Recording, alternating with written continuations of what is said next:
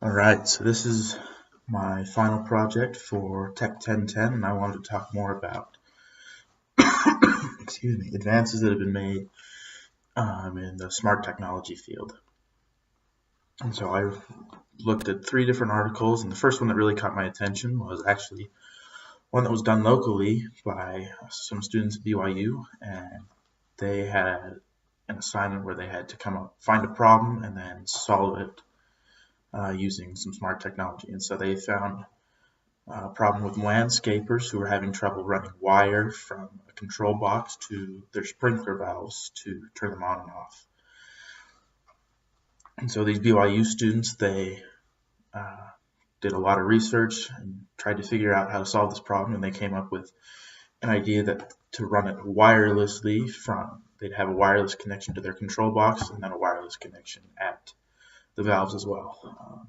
There are already systems like this in place that run on battery power, which is also a problem because the batteries are constantly needing to be changed. But they've been able to go around that too, and they run these wireless systems off the water that is running through the system already, so it's self-sustaining. So no wires running through the ground or anything like that, so very little maintenance there, and there's no batteries that need to be changed either because the system is able to run directly off the system itself, so it's self-sustaining. It's awesome. The second article that I looked at deals with cars and becoming more safe driving and stuff like that. And so it's a little gadget that you install in your car and hooks into all the wireless, or sorry, not the wireless, sorry, all the electrical systems in the car. And what it does is it monitors, how close you're following another car, how sharply you're turning, whether or not you're using your turn signals, how quickly you're braking, all that kind of stuff. And it'll beep at you when it thinks that you're following too close or doing any of those things.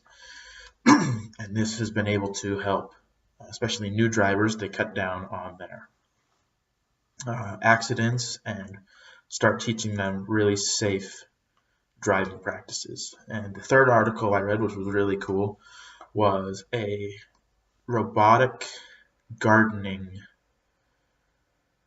robot, I guess, kind of like a Roomba, but for your garden. And so what it does is it goes around, cuts all the weeds down that are in your garden. And so it has sensors on it that will cut down anything that's under a certain height.